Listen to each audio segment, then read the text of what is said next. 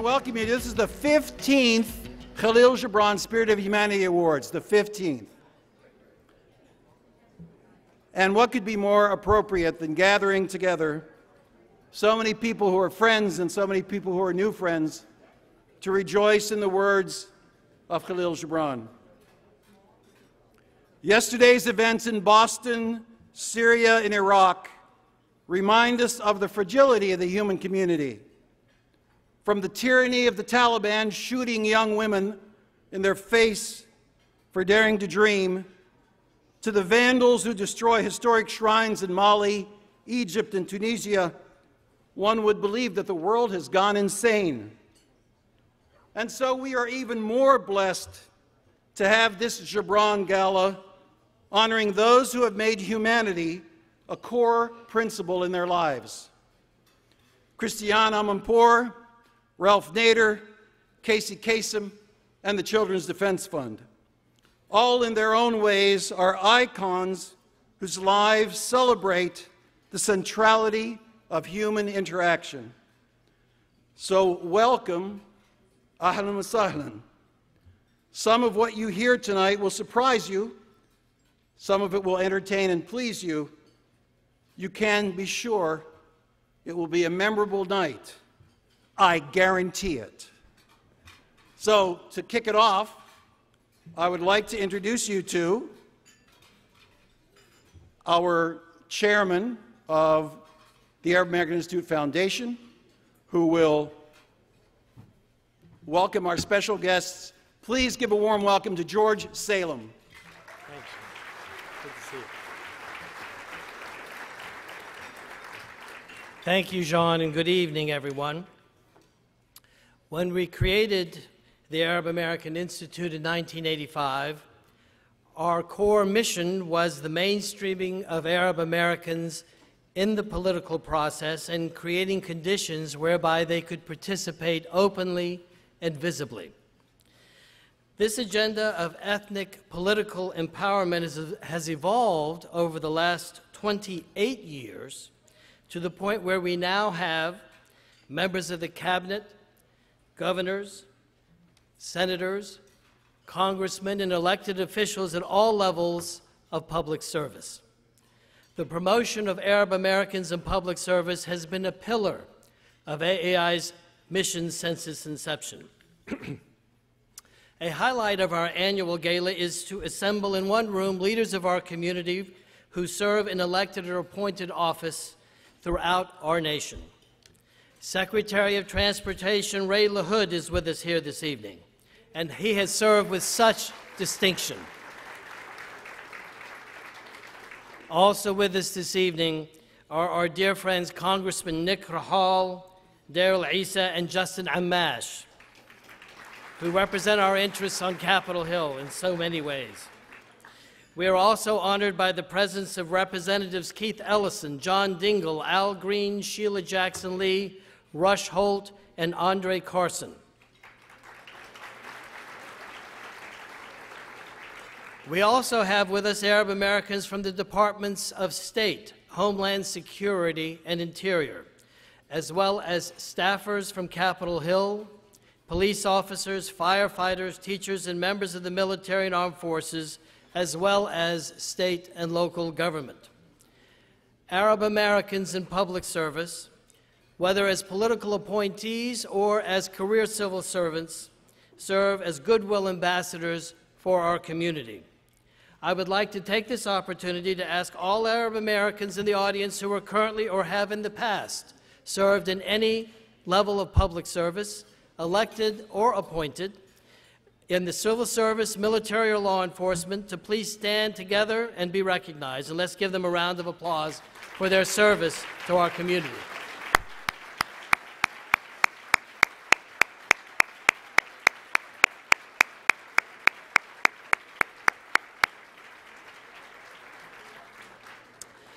We are also honored this evening to welcome several members of the diplomatic corps, including Ambassador Mohammed bin Abdullah al-Rumaihi of Qatar, Ambassador Mohammed al-Husseini al-Sharif of the League of Arab States, Ambassador Mohammed Tawfiq of Egypt, Palestinian Ambassador and Chief Representative of the PLO, His Excellency Ma'an Arakat, and Ambassador Mohammed Al-Hussein of Mauritania.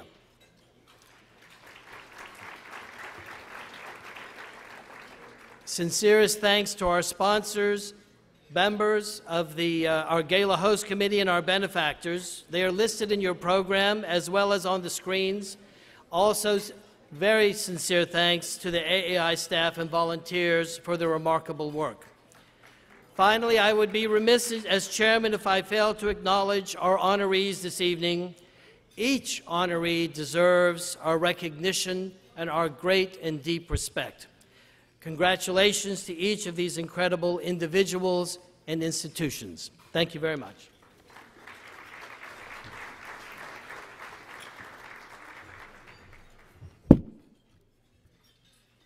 I would like us now to pay a brief moment of respect for those who died and were injured and those who suffered from the events yesterday in Boston as well as in the Middle East. So if we could take a moment of silence for those who have suffered so grievously yesterday.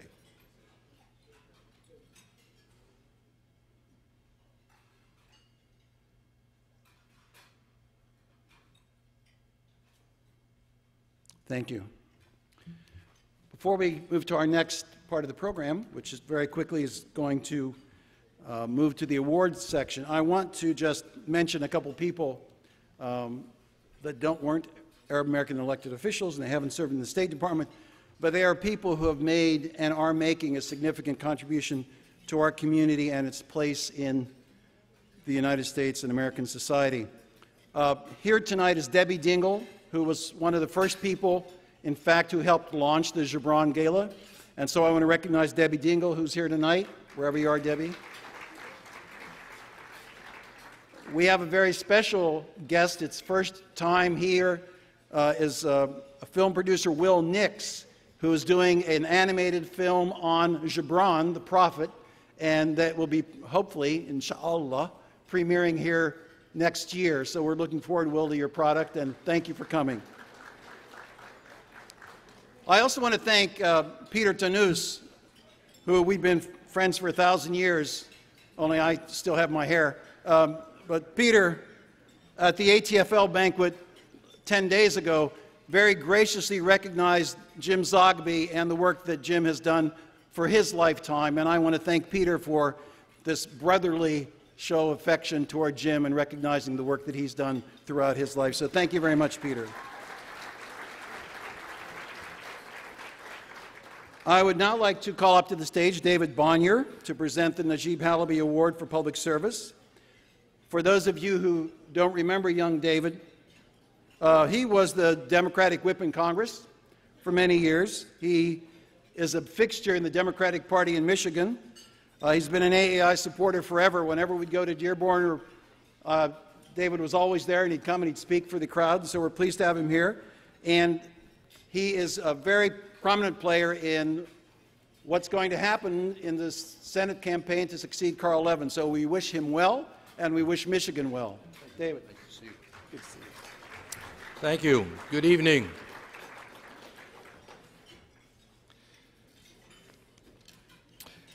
Good evening to you all.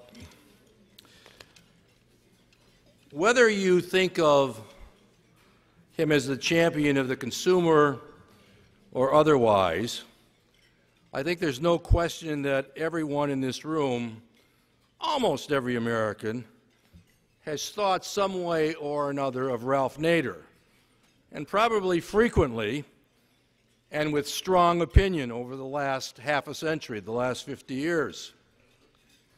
He burst into the public scene with his 1965 book, Unsafe at Any Speed, uncovering the auto industry's refusal to incorporate safety measures into the design and construction of mass-produced cars.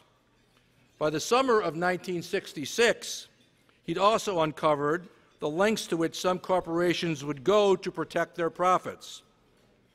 He elicited an apology from the head of General Motors, and he spearheaded unanimous passage of the National Traffic and Motor Vehicle Safety Act. It was a very busy year.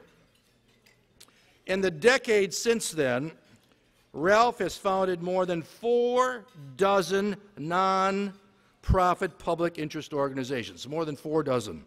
And he has published 46 books on topics from airline safety to antitrust enforcement.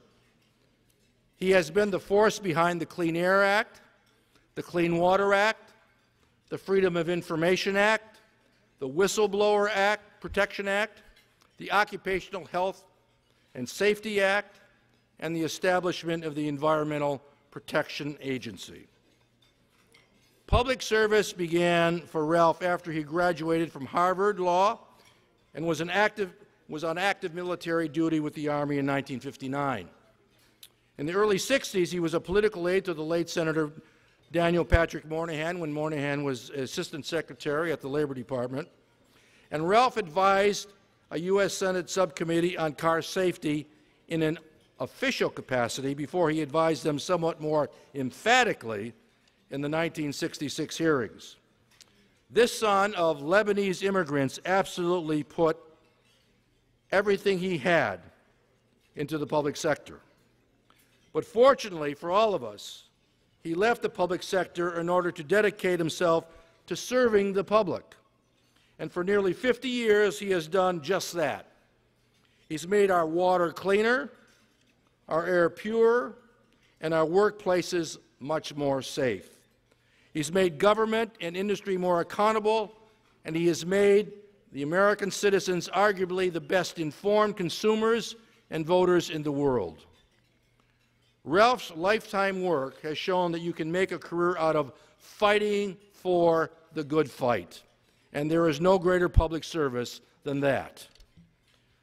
Ralph tells the story of his father at the breakfast table, telling them, his siblings, of an issue or a problem that needed to be addressed. By the time the family reconvened at the dinner table, each one of the children were expected to have a viable solution. Ralph learned early on that he has a role to play in improving the world he lives in, and he has, quite literally, been addressing the nation's problems ever since. It is a distinct honor and a privilege to present to my friend and colleague, Ralph Nader, the 2013 Najib Halaby Award for Public Service. Ralph Nader. Hand it to him, take a picture, hand it back to him. Thank you.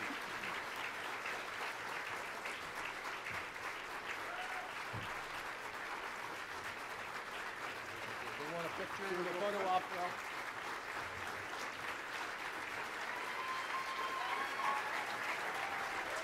You can have a seat, Dave. Here, Ralph.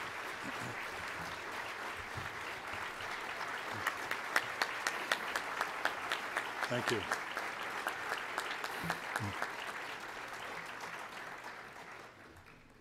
Thank you very much. Good evening. I'm very pleased to receive this award by the Arab American Institute, which has fought in so many ways, sometimes out of the limelight, for the civil liberties and civil rights of Arab Americans. Needless to say, this is almost an endless job that has to be pursued, and Jim Zogby and his colleagues are certainly in it for the long run. I want to thank David Bonnier for the work he did in Congress. It was last year when I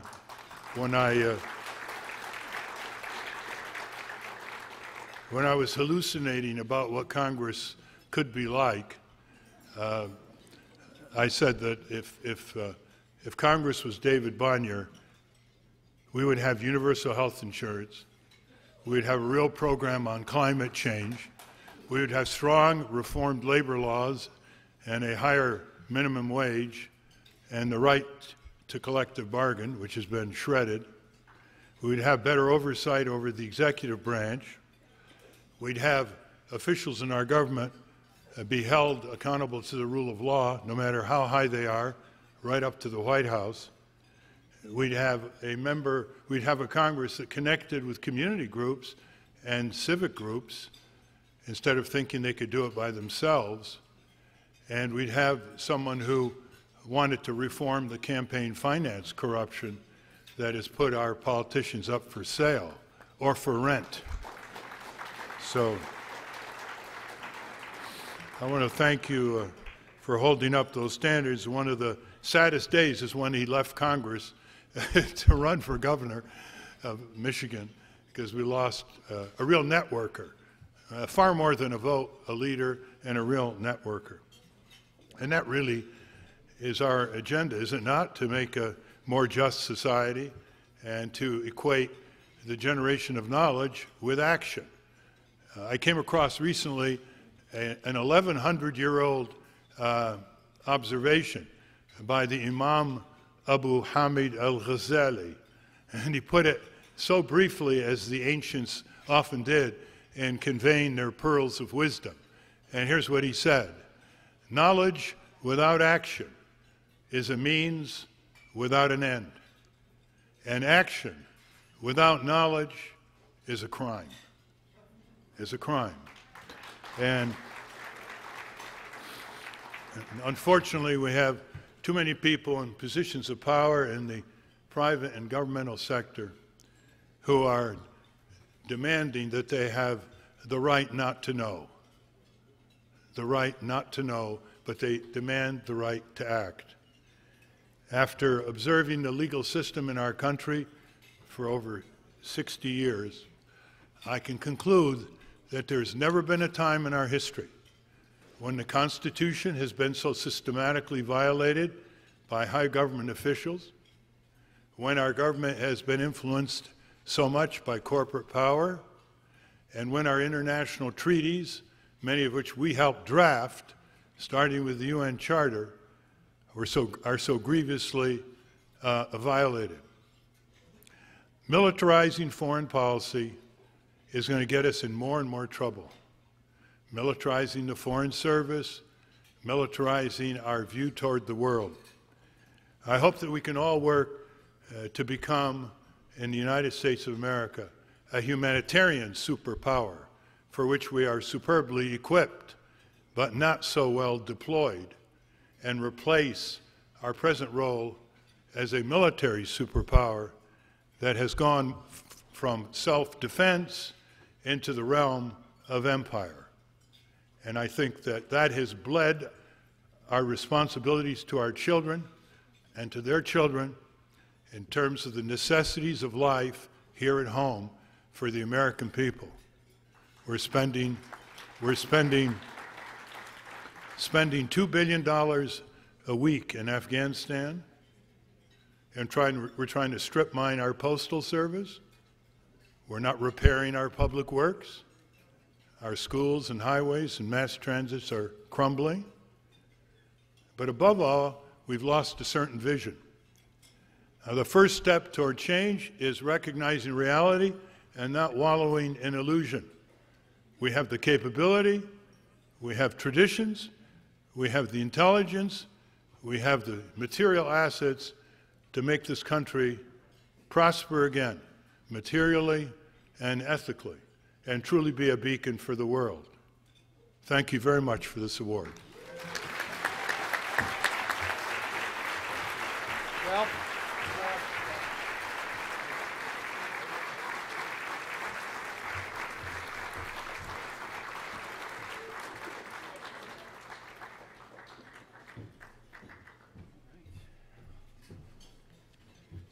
he's always so subtle and nuanced, isn't he? That's what I always like about Ralph. I don't know if how many of you were here last year, but I can say that the most moving part of the evening was the introduction of the Anthony Shadid Award for journalism, when his family came and as we inaugurated the award. And tonight, with great pleasure, we're going to have the first award presented to Christiane Amanpour. I have to tell you, she has been a hard person to track down. We have wanted her here for years, and there's no better coincidence than having her here to receive this award. So I'm looking for David. Oh, there you are. David Hoffman is going to present the award. David has been a White House correspondent, but in spite of that, he's been a very good guy. He's a contributor to Foreign Policy and the Washington Post, which now I guess we call them FP and WAPO, right? Yeah, and and he's a former editor of Anthony Shadid. So no more appropriate person to present the award to Christiane. David.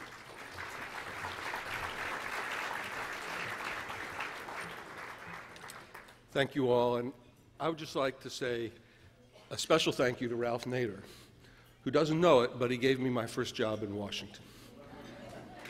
Many years ago, Ralph Nader started a small little news service called Capitol Hill News Service, and as a young reporter, I signed up for it. And one of the ironclad rules of this little news service, there were about 7 of us, was you could never rewrite a press release. You always had to go out and get the quotations yourself. That was how we knew the man of principle had started it. And fortunately, I had a pretty long and enjoyable career in journalism. But I would have to say to you that the great highlight of my 30 years as a journalist, a foreign correspondent, and a White House correspondent was the privilege of being Anthony Shadid's editor at the Washington Post.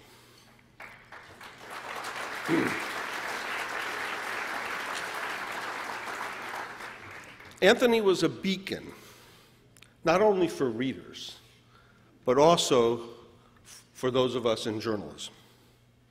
He shined a great light into dark corners of the world, a light that exposed the fear of people under the bombs in Iraq, huddled in a dark room in a hospital in Lebanon. And I often think about what made his journalism so special.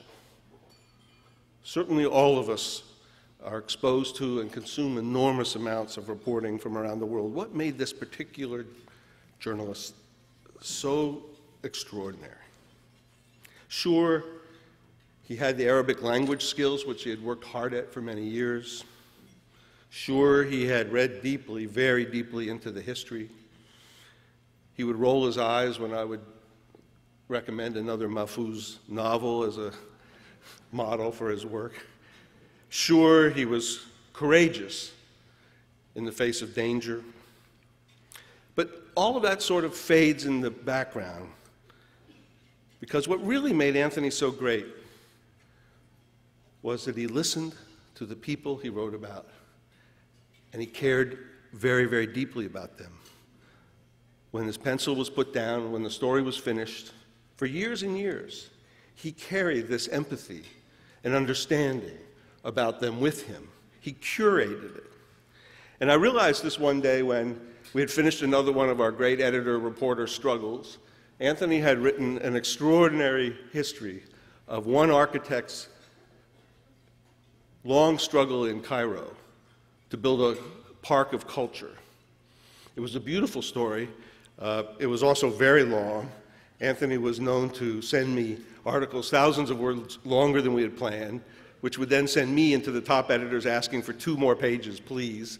And of course, I always got it.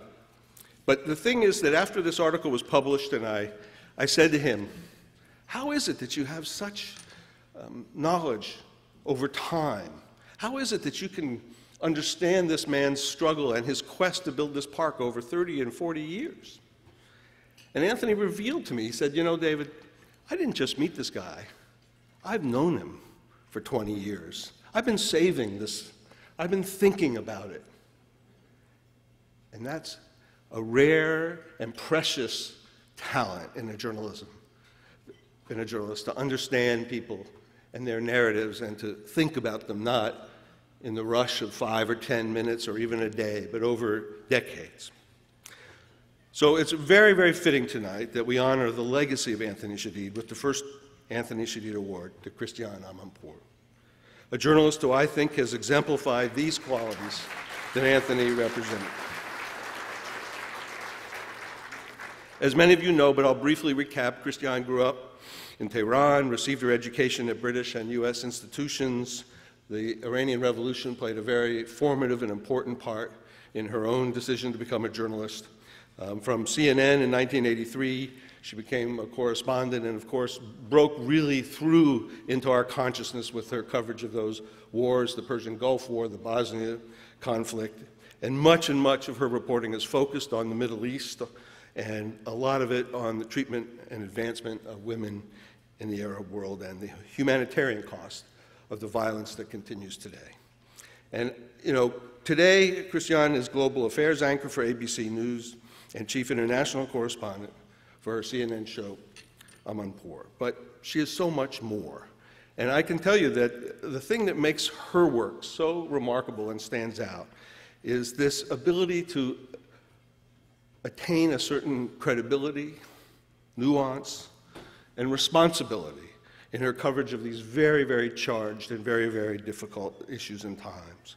She's someone who can deliver a full and accurate picture of events and issues that define the modern Middle East and can tear down the terrible stereotypes that we all see and suffer.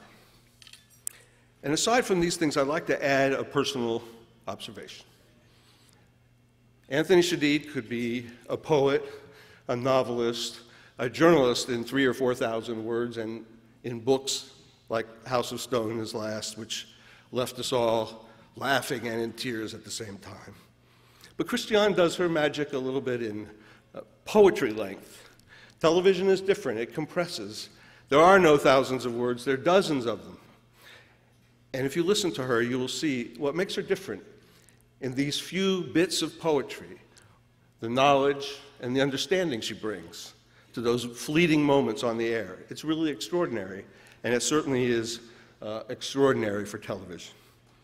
And what I really admire about her work, certainly it's not the access to kings and presidents, and I certainly respect her courage and her determination, but what I really admire is that much like Anthony was, Christiane has become a beacon in dark corners of the world, and for that, we thank you. Good night.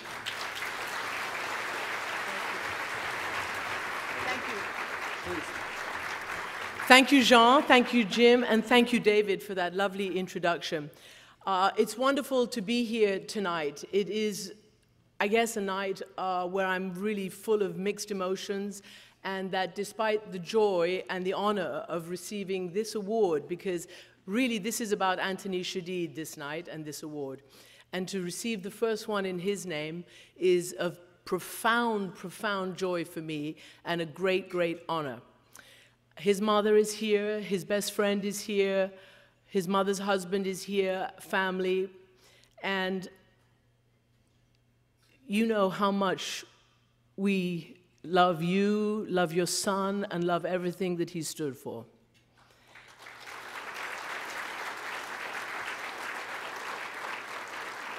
Who amongst us here never read The Prophet by Kahlil Gibran, a required rite of passage? It's a wonderful, wonderful book. It's a great, great honor to receive this in that regard as well. And who amongst us is immune to the elephant in the room, which is what happened in Boston last night? How many of us feel this burden of association and hope beyond hope that this doesn't turn out to be what some people think it might be? No conclusions yet.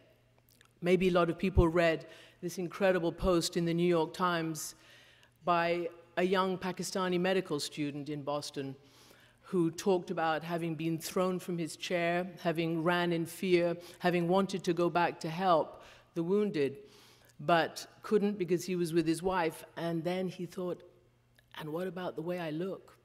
What if I'm a suspect? He wrote, after his horror at what happened, he said the next step was to hope that the perpetrator was not a lunatic who would become the new face of 1 billion people, not a murderer who would further fan the flames of Islamophobia, not an animal who would obstruct the ability of thousands of students to complete their educations in the United States, not an extremist who would maim and hurt the very people who were still recovering from the pain of September 11th. President Obama and Governor Deval Patrick have shown great restraint in their words and have been careful not to accuse an entire people for what one madman may have done, but others may not be so kind. Again, there are no conclusions. Is it international? Is it domestic? But like all of you, I'm not Pakistani and I'm not Arab, but I am part Iranian. And I do understand the burden of association. And I know that when we know who did this, we will all unite in strong and unequivocal condemnation. And our thoughts and our prayers go to the people who suffered and died in Boston and to all their families. And tonight, our thoughts and prayers are even stronger with the family of Anthony Shadid. His wife couldn't be here, and I understand that. It's too painful and it's too raw. And yet, wouldn't it have been great if he would have been able to write this story?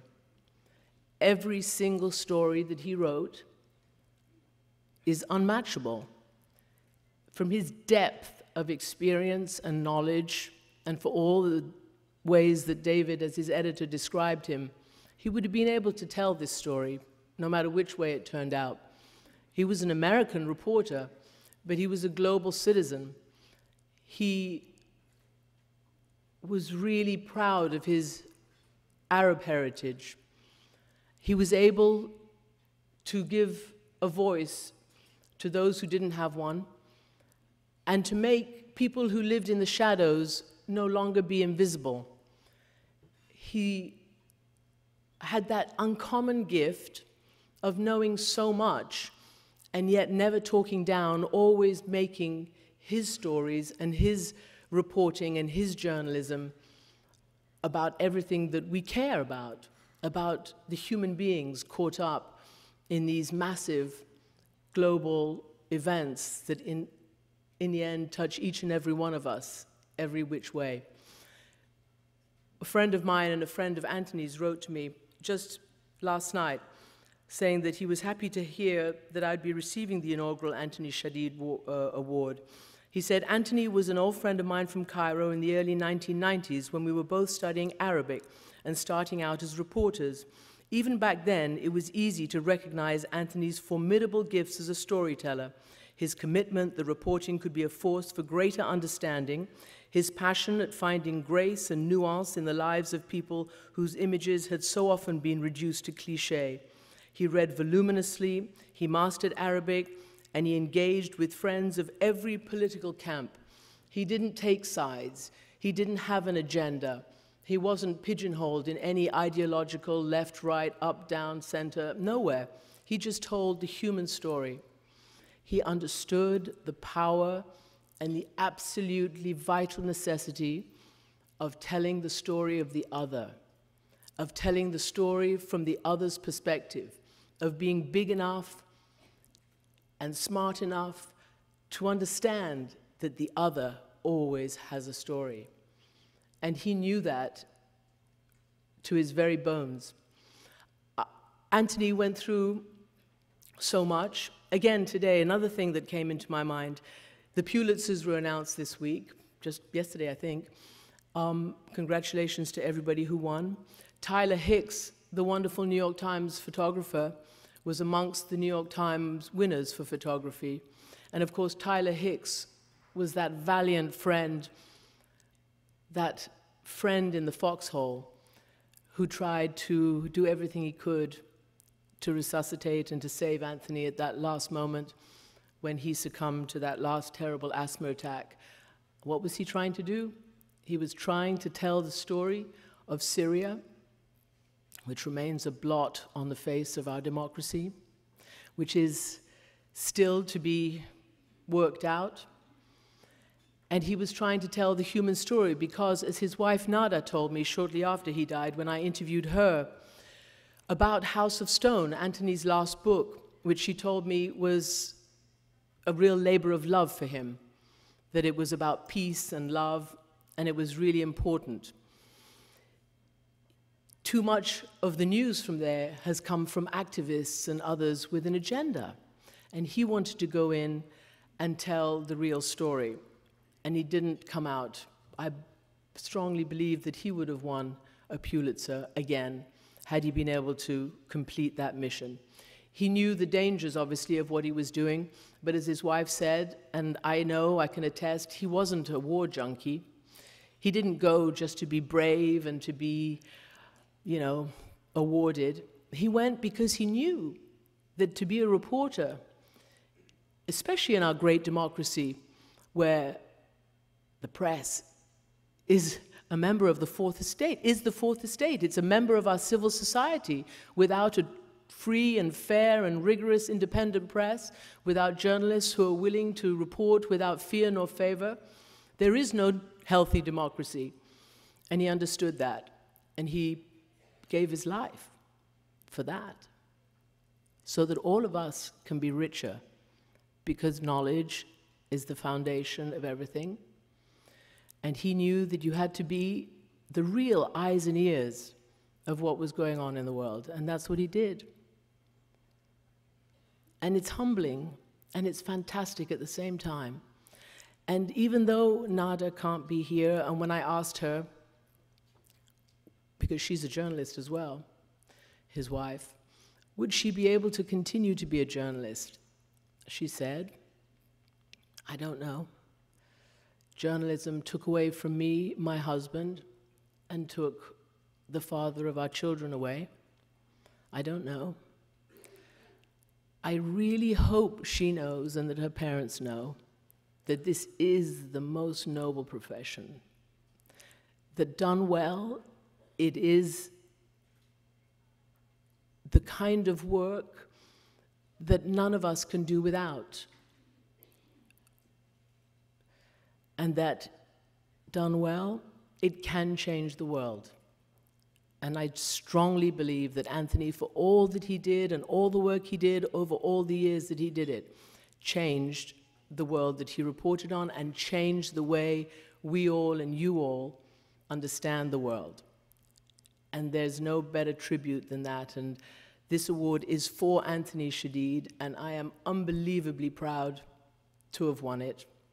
And I thank you all very much indeed.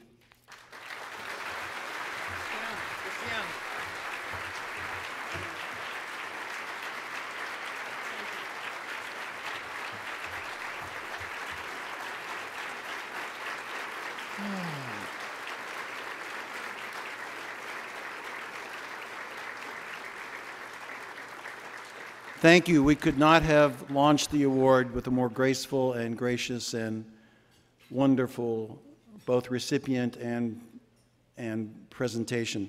It's now time for dinner. Have a nice dinner, and I'll be back to be irritating later. Thank you. I noticed that most of these Syrians are still standing. Let's hear it for Syria! Free Syria!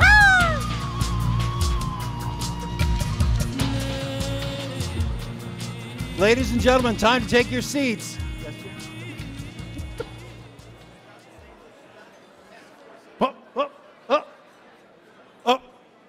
Ladies and gentlemen, I just want to make sure that we acknowledge all of the Arab Americans who are here tonight working in the federal government.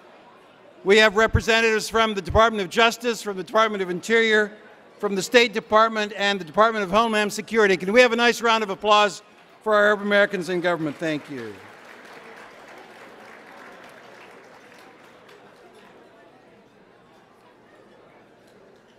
We're now ready to begin the second part of our program, where, as you know, we're going to honor the Children's Defense Fund and Casey Kasem, so we look forward to your attention and your appreciation of the audience, of our presenters. I'm looking for Maya. Is Maya Berry here? Oh, there she is. Ladies and gentlemen, please give a warm welcome to the Executive Director of AAI, Maya Berry.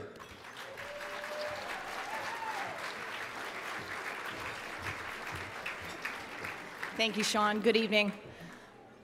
As George mentioned in the beginning of our evening, the beginning of our program this evening, when the founders of the Institute, all in this room tonight, created this organization in 1985, it was designed to nurture and encourage the direct participation of Arab Americans in the political and civic life of our country. They already knew about the tremendous success and potential of Arab Americans in all walks of life, but they also knew about the challenges that we face in politics.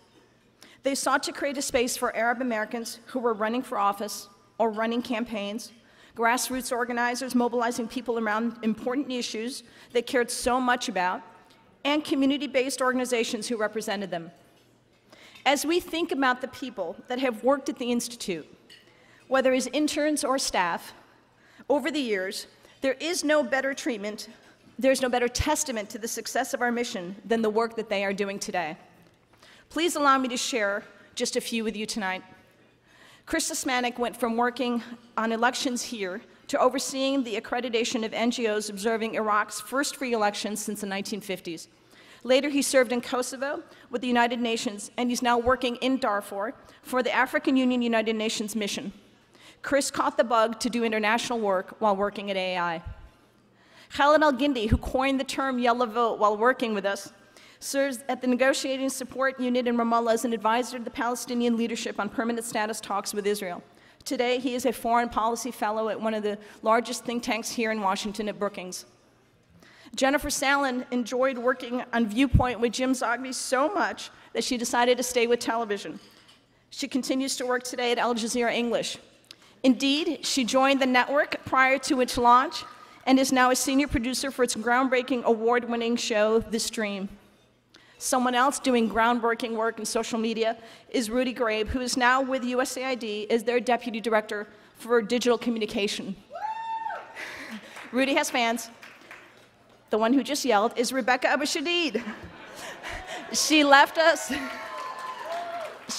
to go to law school. Now a lawyer, she is a co-chair of the board of directors of Just Vision, an organization whose work highlights the nonviolent efforts of Palestinians and Israelis working to end the occupation and the conflict.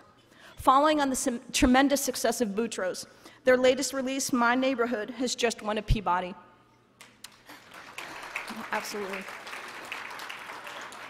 Leo O'Neill ran our government relations department before joining the majority office of the Senate Foreign Relations Committee and is now the policy director at the Truman National Security Project, working to empower a new generation of political leaders. Ed Geyer did such an amazing job as an intern that he was hired by his strategic communication firm and continues to do amazing work there today. There are so many more that I could share with you, including some here in this audience, like Nadia Ferozbi, who's here with the Department of Homeland Security, and Asad Akhtar, who is here with the Office of Congressman Pascrell. But better than sharing more, I want to introduce you to one of those amazing young people who we have with us tonight. We were first introduced to Sarah Al-Amin when she attended our 2010 Fall Leadership Summit as an emerging leader. It was the launch of our program. When we convened that meeting, 40 of the 100 people that attended were young leaders. They impacted the conversation tremendously. Sarah today is the National Organizing Director for Organizing for Action. And I have to tell you, when we receive her email, when we see her and do the amazing work that she's doing, we have such incredible pride because she represents all of us and the potential of what is yet to come. Sarah, please join me on the stage.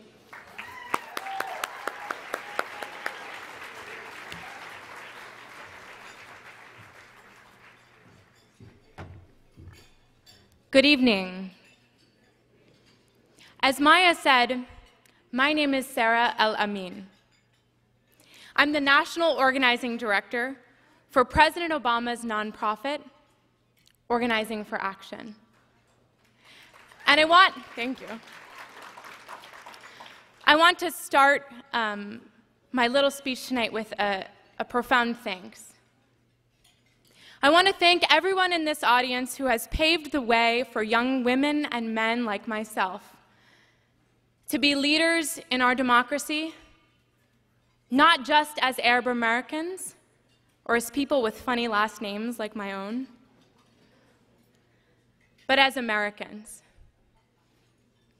And I am so inspired by this room today, full of doctors like my father, teachers like my mother, professors, civic leaders like Jim Zogby and Maya Berry, and all of the incredible people that make up the Arab American community that has helped redefine what being Arab American in the United States actually means.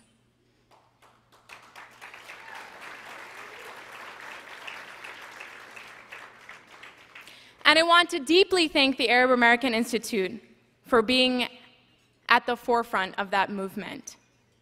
Every time that I came across Jim Zogby, in the past 3 years since I've met him, it has been because he's called me wanting to help the Obama campaign, wanting to help the movement to make sure that Arab Americans have a voice in civic participation across the country.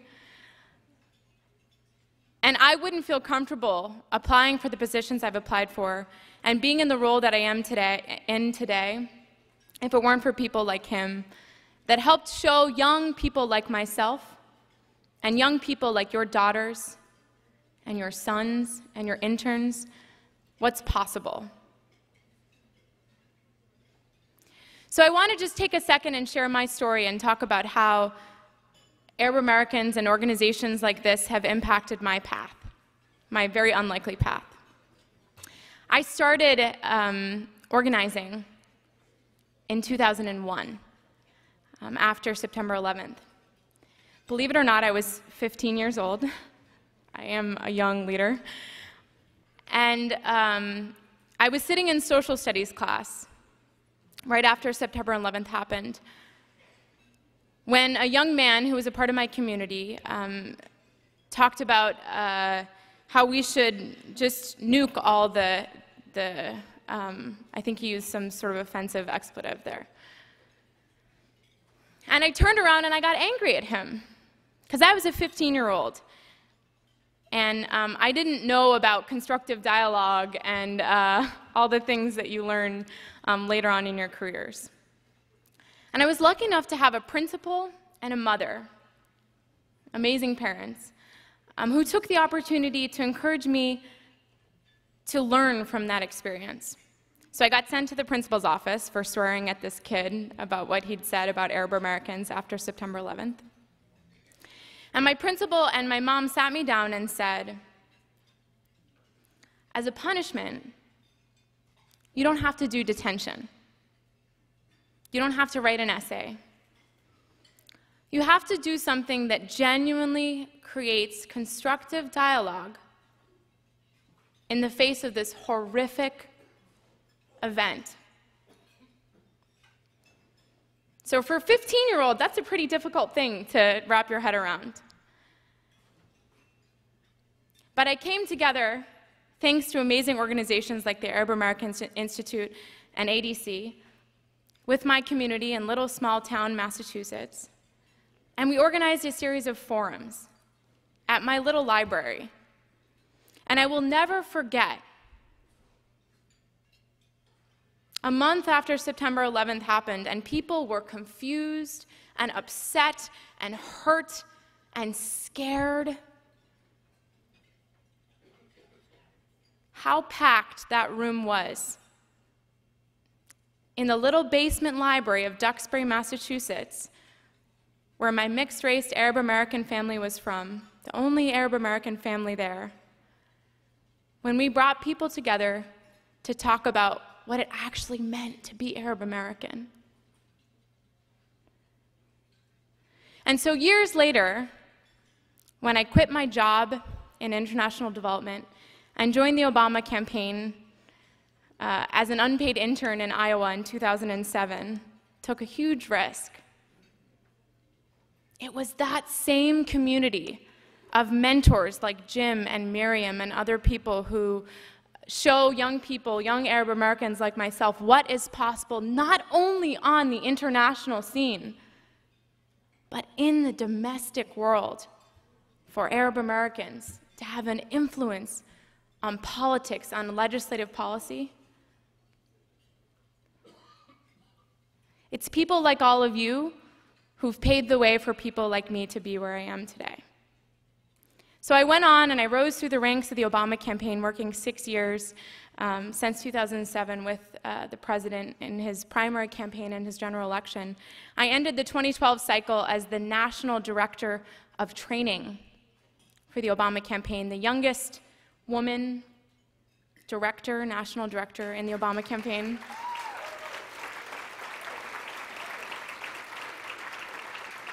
One of the only Arab Americans in a national leadership position. But the thing that I want to drive home to everyone here tonight is that I wasn't the only one. There were incredible young Arab Americans paving the way for the rest of us, for future generations of Arab Americans to come in civic participation, like Yasmin Tayyib, who is somewhere in the audience here. Like Mo Maraka, a young Palestinian American who decided to become a data guru on the Obama campaign. There were dozens of Arab Americans who made their mark on the political process, whether on the Democratic side or on the Republican side. And so I want to end my little spiel here with one more thank you and one more ask. Because I wouldn't be the national organizing director for President Obama's nonprofit, sending emails with my funny last name to 17 million people, if it wasn't for all of you. And if it wasn't for the people in Iowa, like Jim and his Iowa organizer, if it wasn't for the 2010 AAI Summit, if it wasn't for everyone in this audience who extends a helping hand to young people like myself, to make sure that we have a place and a voice and a presence in our political process, whether it's domestically or internationally. So that's my thanks, and here's my ask. Every one of you knows a kid, maybe a 15-year-old like I was in 2001, maybe a 20-year-old who's in college, who has a spark in their eye and a light in their soul, and has the opportunity or maybe something that you see in them that makes you think that they could be a young emerging leader in the Arab American community. So when you leave tonight from this beautiful gala dinner with your lovely meals and desserts and the fantastic conversations you've had, I want you to email them. And I want you to offer yourself as a mentor. And offer yourself as just a half hour of your time to meet with them and to talk to them about what's next for you. Because if it hadn't been for people like that in this community here, I wouldn't be doing what I'm doing for American civic participation now, with my funny last name, and my Lebanese American roots, and my big Lebanese hair, and my great fashion sense, that not only changes the fabric of American society, but also changes fundamentally the way that American Arabs are perceived in our society today. So thank you for your mentorship, thank you for this opportunity, and send that email tomorrow morning.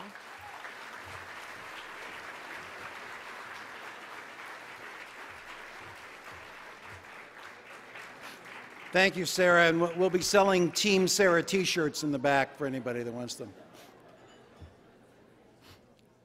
Clarence, do you have time for me?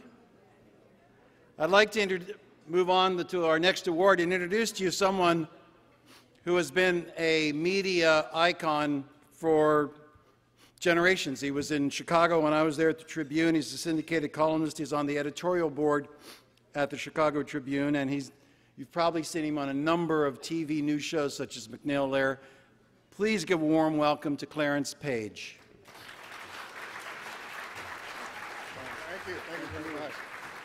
Thank you very much. Thank you very much. Thank you for giving me a chance to be with you this evening.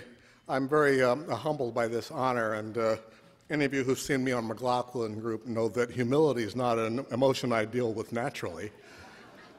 But I have a good reason to be humble tonight, for I'm about to introduce someone who's truly great. Before I do that, let me introduce her by telling you a little bit about her father. Arthur Wright urged his children to study hard and to give back to their community. If they came home without homework, he'd tell them, assign yourself some homework.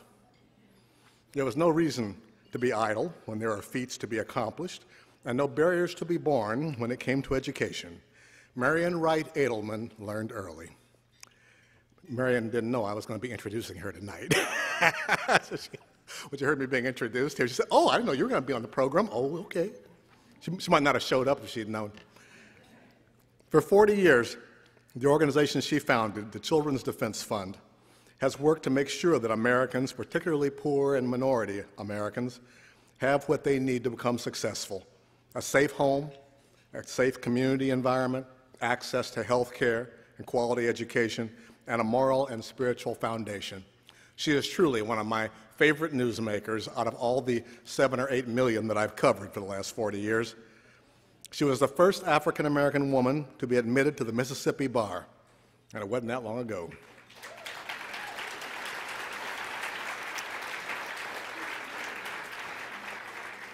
She put aside, or rather she put her Harvard Law degree to work heading the NAACP's Legal Defense and Education Fund office in Jackson, Mississippi, before moving to Washington, D.C. We were just reminiscing about how 50 years ago this week, Martin Luther King wrote his landmark letter from Birmingham jail. It was a landmark event. He had been told, someone had smuggled him a newspaper, a local newspaper, while he was sitting there in jail, and he found that 8 or 9 local ministers had come out against the civil rights movement moving ahead so fast. Why has Dr. King got to push so hard? Why has he got to push so fast? And King was energized. He wrote this letter that became a manifesto, really, of a movement and of the times under the theme of why we can't wait. It was a time that 50 years ago, a little later that year, Dr. King led a march on Washington. I was sitting at home watching on our old black and white TV set back in Middletown, Ohio, John Boehner's district. I was, about a month or so later, 4 little girls were killed putting on their choir robes at a church in Birmingham. Another month or so, John F. Kennedy was assassinated. A couple more months later, 4 long-haired guys from London called the Beatles appeared on the Ed Sullivan Show. I knew times were a-changing, as Bob Dylan says. I decided I wanted to go into journalism.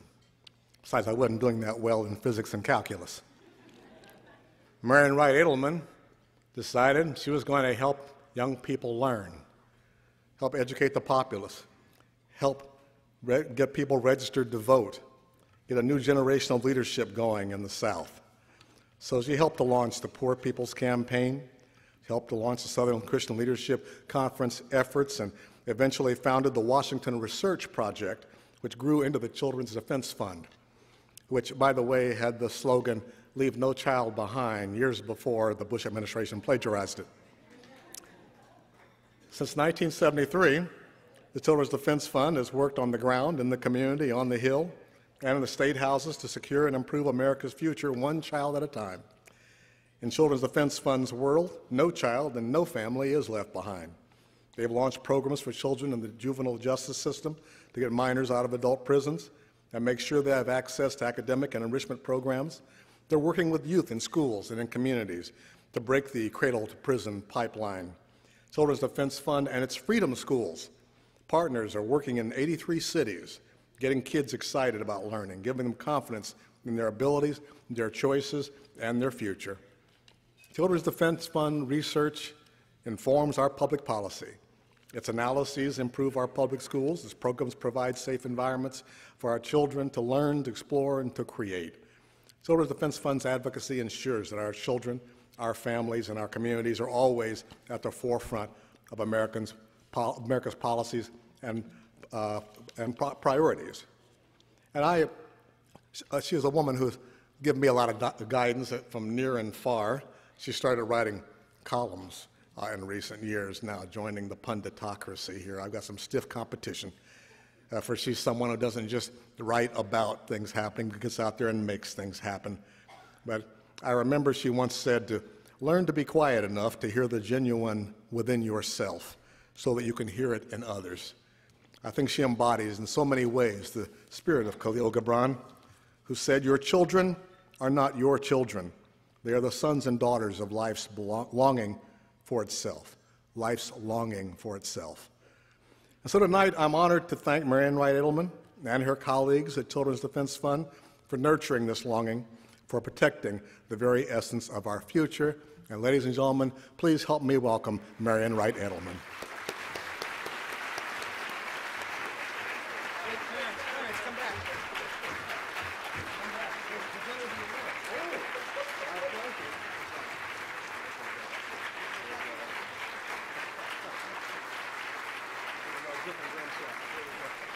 Thank you. Glad to have you. Well, it's wonderful to be here, and thank you, Clarence. That was really quite wonderful, and Jim Zogby and all of you who are here, and thank you for your wonderful work. This is our 40th anniversary, and I accept this on behalf of all of my colleagues because nobody does anything by themselves. And so I thought that the Children's Defense Fund would be out of business by now. Can't believe that we're 40 years old. I thought if we told the country what was right and just to do for children and what was cost effective and in the self-interest of all of us to invest in our children, that we would do the right thing. But boy, is this hard work for a voteless, voiceless constituency, but it's the most important determinant of America's future. The greatest threat to America's security and future workforce and competitiveness in the world does not come from any enemy without. It comes from our failure to invest in and educate and keep safe all of our children. Let me just list. And although I say these figures all the time, let me just share a few with you and just think about this in terms of what America is going to be if we don't reverse course. Every 8 seconds of every day in the school year, one of our children drops out of school. A majority of all children in all racial and income groups cannot read or compute in 4th or 8th grade and 12th grade if they have not already dropped out of school. And 80% of our Black and Latino children cannot read or compute at grade level in 4th or 8th grade. And they're already a majority of our babies, and they're going to be a majority of our child population. What does a child do if they cannot read or compute in this globalizing economy and competitive world? They're being sentenced to social and economic death. And a Black boy today, born in 2001, has a 1 in 3 chance of going to prison in his lifetime, a Latino boy 1 in 6 times. States are spending on average 2.5 times to 3 times more per prisoner than for public school pupil. That's a really dumb investment policy, and we've got to change course. Let me give you, I came to Washington in 1968 with the Poor People's Campaign with Dr. King, a baby, he would not be pleased today. I have no doubt if he were alive, he would be calling for a new Poor People's Campaign because a child is born into poverty in this rich nation. Every 29 seconds when he died calling for a Poor People's Campaign, there were 11 million poor children, 25 million poor Americans. Today there are 16.1 million poor children, and the safety net has made a difference. We'd have many, many more had we not had a lot of progress at the federal level, at the national level. But today there are 46 million poor Americans, and children of the poorest age group, and the poorer they are, the younger they are, the poorer they are. And so it's going to be our undoing. And one last figure, since we're in the middle of the tragedy in Boston, we're in the middle of the tragedy in Newtown, is that a child in this country is killed by guns every 3 hours and 15 minutes. We have a child is shot by a gun as well every half hour. And it is, we have the equivalent of Newtown, or 20 children being killed every 3 days in this country, and since 1963, which is about as far back as we have gone, the year President Kennedy was assassinated, we have lost the equivalent of 8,300 classrooms of children to gunfire. We've got to stop the killing of children, and we've got to grapple with the culture of violence that is reflected everywhere in this country. And let me just give you one more figure, which we've calculated, is that since 1963, we have lost in America 1 million, almost 400,000 Americans to gunfire, which is more than all the American battle casualties in all the wars in our history, beginning with the Revolutionary War and through the Civil War and through World War I and World War II. It's time to stop the killing of our people and of our children. So I hope we will all begin to stand up and speak for the right of all of us to be safe, not to take away guns from folk, but there's no rationale for assault weapons or for high-capacity magazines. So I hope we'll all get engaged in this fight to make sure that our children are safe. But more importantly, let me just end with a bottom line prayer, because I think that, you know, if we can't stand up and protect our children and don't stand for our children, we don't stand for anything, and we will not stand tall in the new era, in the globalizing world of this century. So I want to just end with a prayer to the God of all children, because I really believe so deeply that God never made two classes of children, that every child is sacred, and that all of us have a sacred obligation to make sure that they can realize the potential that God intended. So let me give a prayer to the God of the children of Sarajevo and of Somalia, of South Africa and South Carolina, of Bosnia and Afghanistan and Pakistan, of Cairo and the Congo and Chicago, of Detroit and Darfur, of Myanmar and Mississippi and Louisiana, I can't read up here, and Yemen. Help us to commit to loving and respecting and protecting them all. O God of black and brown and white and albino children, and those all mixed together, of children who are rich and poor and in between, of children who speak English and Russian and Hmong and Spanish and Arabic and languages our ears cannot discern. Help us each to commit to loving and respecting and protecting them all.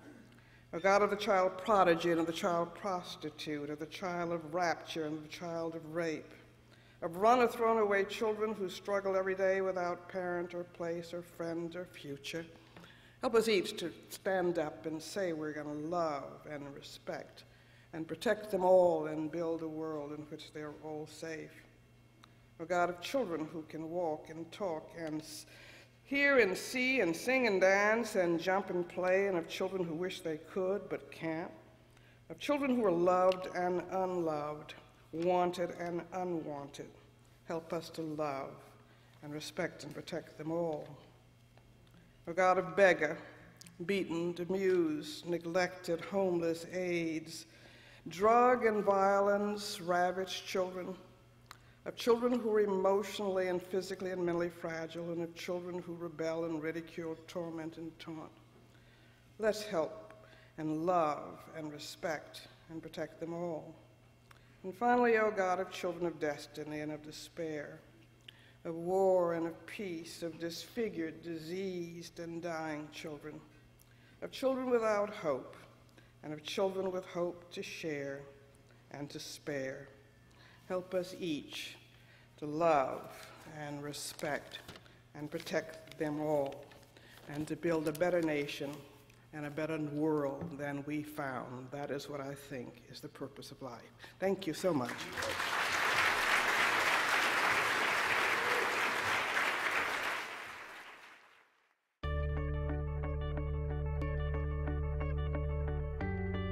Marian Wright Edelman created the Children's Defense Fund to change the odds for all children.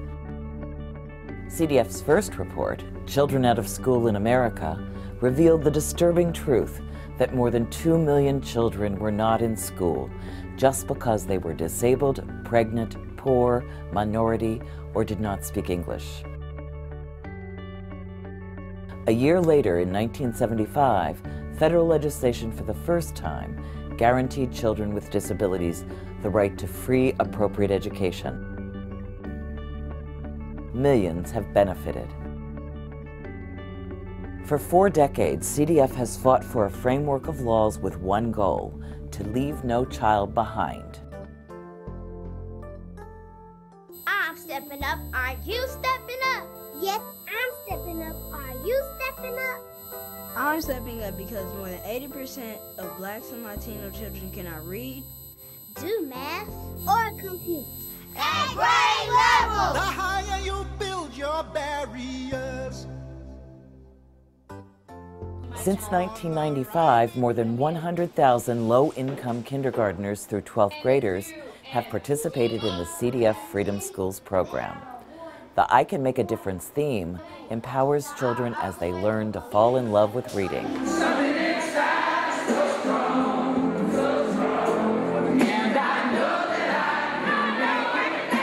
More than 13,000 college students and recent graduates have been trained by CDF to make learning fun and to deliver the integrated reading curriculum.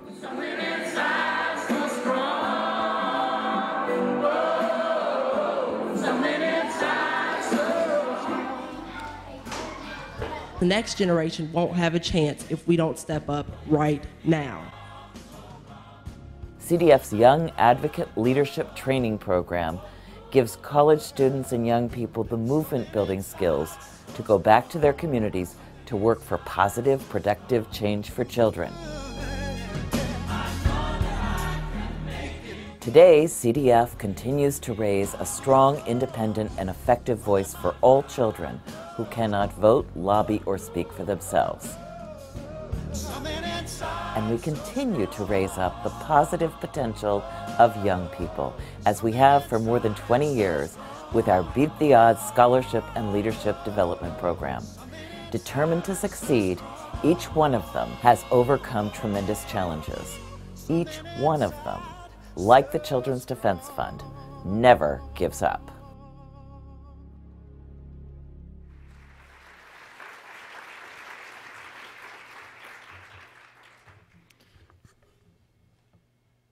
Hi, I'm Jim Zogby. No. Thank you. You know, we all have heroes from the time we're little kids on up, but very few of us have the chance to be as lucky as we are tonight to honor our heroes, to recognize them, to see them in the flesh and thank them for all they do. Marion, you're one of them, and I've appreciated you from as long as I've been in Washington, almost 40 years ago. And Ralph's a legend, and in every way has contributed so much to all of us. There's not an American alive who doesn't in some way benefit from the work he's done. And then there's Casey Kasem. Like every Arab kid, I looked at the state of the movies till they're all over and look at the names scroll, kind of hunt for Arab names to see if there's somebody I can be proud of. When I found out that Casey Kasem was an Arab American, it blew me away. I mean, he was big. And my mom used to say that if you can't be proud of yourself, other people can't be proud of you, and they won't be proud of you. And what made me feel so good was that Casey made me proud, and Casey was proud of who he was. And from the very beginning of this institute, Casey was with us. I've known Casey now for over 30 years. We did Jesse Jackson together. We did anti-war stuff together. We did civil rights stuff together. We did Save Lebanon together. He was with us at the Kennedy Center, helping us raise the initial money to make it work. We did homeless marches together. And he was always positive. Never would he allow negativity to enter any of his discourse or anyone who was around him.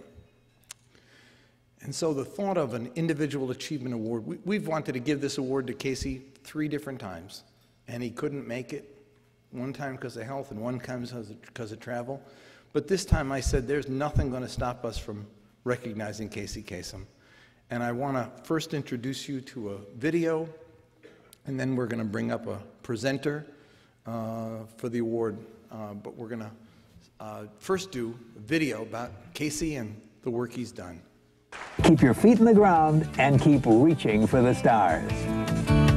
Life has been good for Detroit's son of Lebanese immigrants born simply Kahlil Kasem. The thing about Casey is that in a business where people step over and on one another to raise their own standings, Casey never did that. The golden voice behind the hits also has a heart of gold. The Kasems regularly open their home for charity events, benefiting everything from the United States homeless to world hunger. About 1,000 kids from the Los Angeles area attended a very special Easter egg hunt. Some of them don't have as much as others, and that's why we're having this. Some are homeless children, some are HIV positive, others are battered children. There are 3 million homeless on the streets today, 20 million by the turn of the century. We can't let that happen in the richest country of the world. There's no living person on the planet Earth better known for advocacy of human rights than Casey Kasem. from his benefit for the children of Chernobyl. I'm here with these folks who are performing to be the master of ceremonies so we might raise money for the children of Chernobyl and the victims of Chernobyl. To his anti-war advocacy in Washington. There is never enough money to clean up our environment, but there is always enough money for war.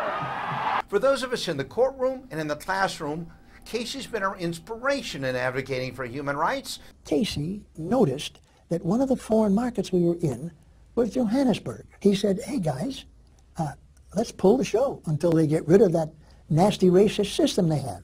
The UN also recognized radio personality Casey Kasem by making him the UN's honorary chairman. I think the United Nations has always been important to the world. In these past 48 years, I'd hate to think of what it would be like if we hadn't had a United Nations. I've had the opportunity, along with my wife, to make 10 major trips across the country for MDA. Congratulations, Casey, on receiving the Kahlil Gibran Spirit of Humanity Individual Achievement Award. I can't think of anyone more deserving of such recognition. You've been the beautiful golden voice of so many videos for St. Jude Children's Research Hospital. Your generosity of spirit, Casey, helped keep my father's dream going, and we are forever grateful.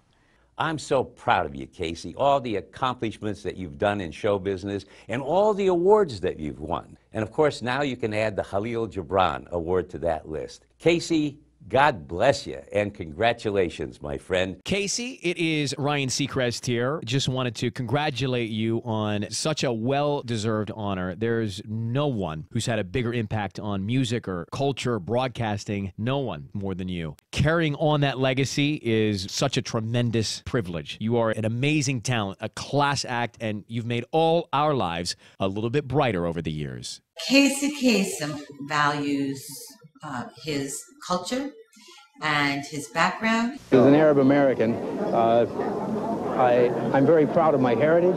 Did I talk about the animals? I really care about the animals and how much you care about them. Just your whole life is an example of light. One man who has stood with my family and me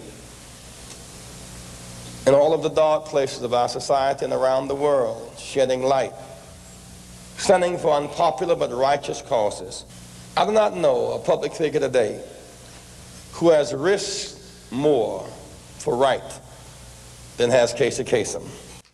There are millions of people in the U.S. and around the world who aren't going to sleep at night because they can't sleep because they're so hungry, etc. And so we're not going to have it all. You know when I'll have it all? I'll have it all when everybody has it all. And to present the award for individual achievement, please welcome Bill Press, the radio and TV talk show host of Full Court Press on Current TV. Bill Press. Bill? Thank you. John, thank you so much. Good evening, ladies and gentlemen. It is a great honor to be here tonight. First of all, to join the company of such giants as Ralph Nader and Christiane Amanpour and Marion Wright Edelman, and also to join you in saluting my good friend Casey Kasem. I want to start first, though, by saluting all of you, the members and the supporters and the friends of the Arab American Institute Foundation, and especially my friend Jim Zogby. Some 20 years ago, long before Crossfire, when I came to Washington for my very first visit to kind of size up Washington and find out what this was all about, my first stop was the office of Jim Zogby, if you remember. He is such a powerful presence in this community, such a voice of reason, such a passionate prophet for peace in the Middle East and throughout the world. I went to Jim for guidance that day, and I still do almost every day. Jim, thank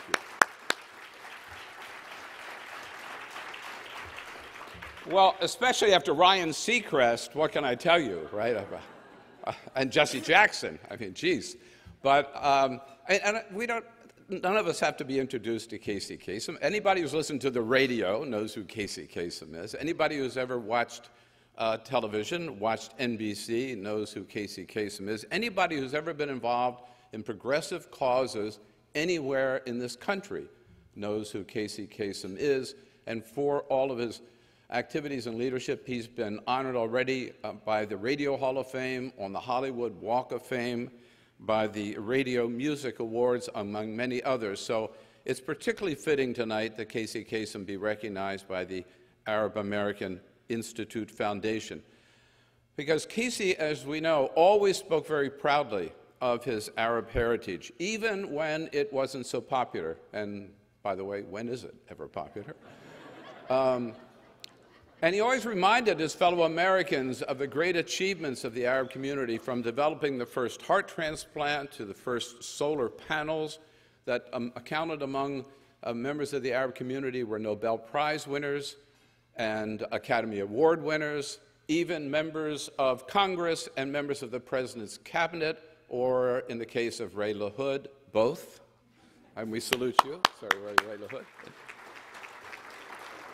And as a leading Arab American in Hollywood, or the leading Arab American in Hollywood, he fought stereotyping passionately in television and in the film industry.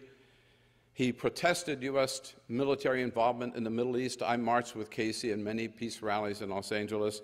He was such a passionate advocate for peace in the Middle East that he was actually invited to the White House for the signing of the peace accord by Yitzhak Rabin and Yasser Arafat.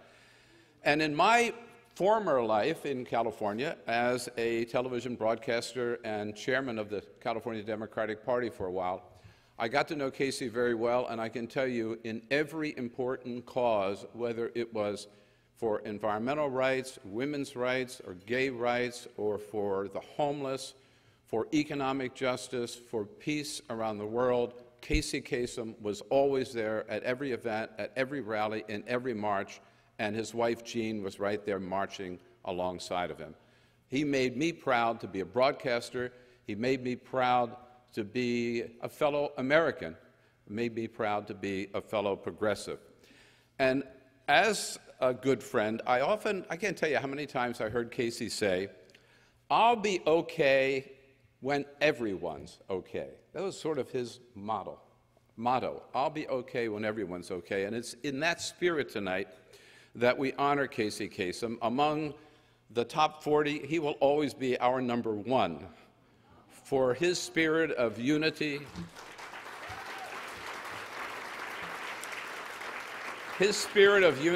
and brotherhood, his lifelong commitment to making this world what we think it can be for everybody. For this kid, this Arab kid from Detroit, didn't just belong to the people of Detroit or to the Arab community. He belonged to everyone. He belonged to all of us, and all of us join in honoring him tonight.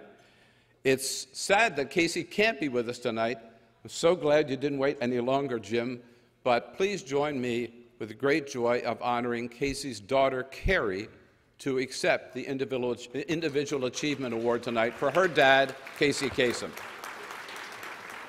Carrie.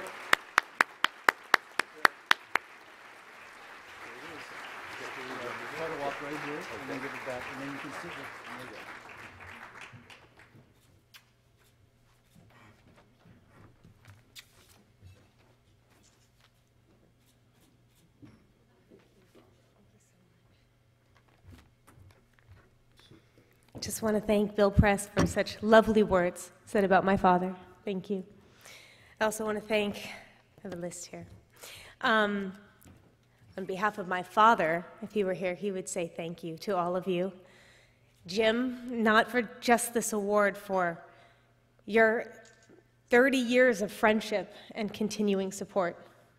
Thank you from the bottom of my heart. I also like to thank the people who are in the video: Jamie Farr, Don Bastani, Kathy Najimy, Marlo Thomas, and Ryan Seacrest. Oh, my father has always been such a passionate person, whether it pertained to his work, his family, his humanitarian and philanthropic causes. When he was committed, and when he is committed, it's 110%. I vividly remember a couple of marches that he had us go to. We were always there in the marches. Some of them scared me, and and some of them were pretty amazing. Like the one when we marched for animal rights. My father got arrested. When you're a kid, that can really, really frighten you. Also, we marched for no Contra aid. We also We'd also go to peace talks. I remember he helped bring together Arab Americans, Jewish Americans, and Israelis. And he would try and discuss conflict resolution in the Middle East and what can we do? What can be done about it? How can we bring peace to the Middle East? As my dad's fame grew, he became increasingly aware of the responsibility he carried when it came to representing Arab Americans in the media. He worked relentlessly to battle against negative Arab stereotypes in film and television. Although his views were not universally accepted, he was respected for putting his ideals ahead of his self-interest. Through my father's example, it was very clear to me, as a child and now as an adult, it's very important to stand up for what you believe in and to try and make a difference in this world. I'd like to end with one of my dad's favorite quotes. The only cause worth supporting is a cause that will never be resolved in your lifetime. Thank you very much.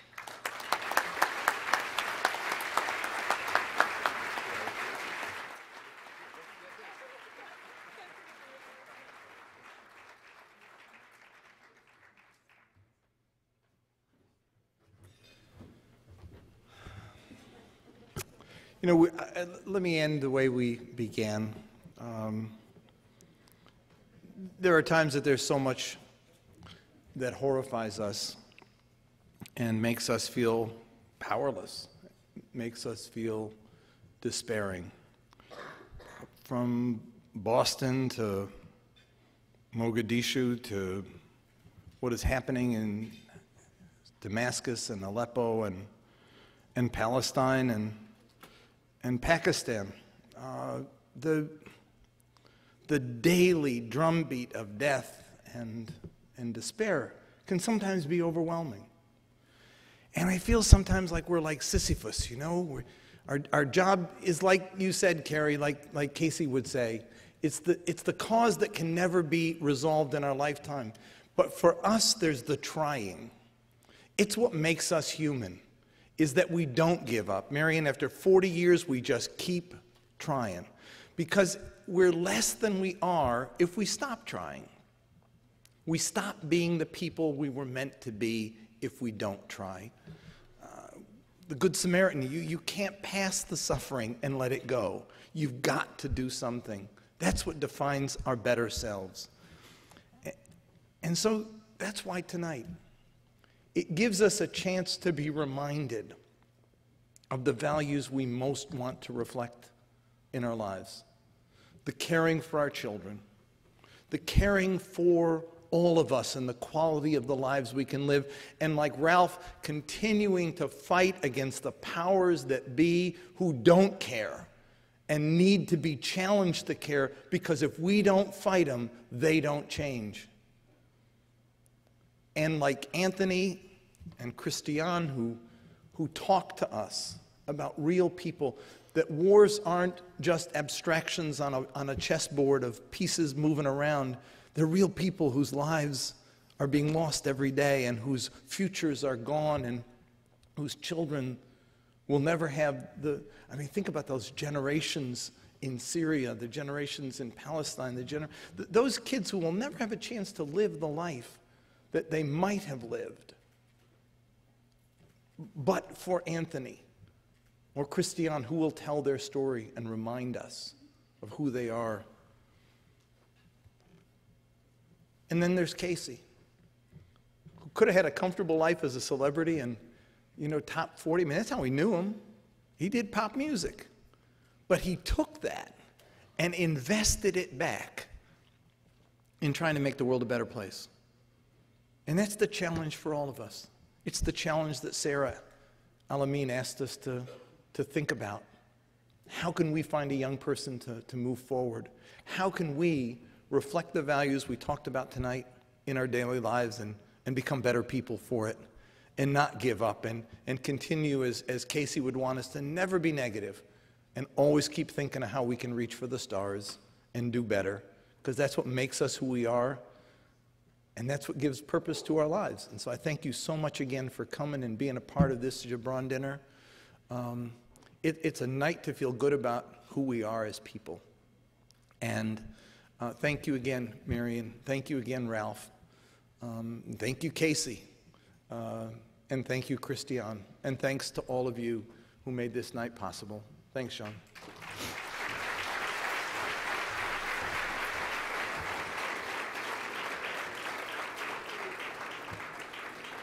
Just one last note.